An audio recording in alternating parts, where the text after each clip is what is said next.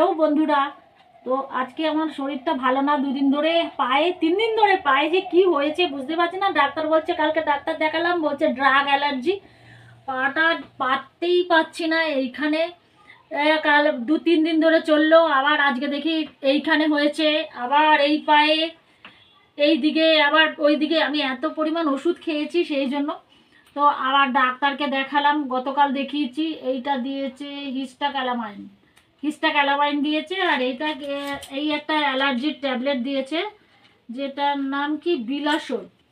এখন দেখা যাক কি হয়, এখনো কমেনি, আমি মোটে হাঁটতে পারছি না।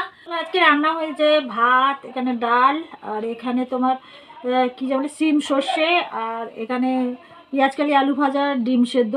এগুলো আমিই করেছি, অনেক কষ্ট হচ্ছে, পা নিয়ে নড়তে পারছি না, তাও করেছি আর কি কোনো রকমের।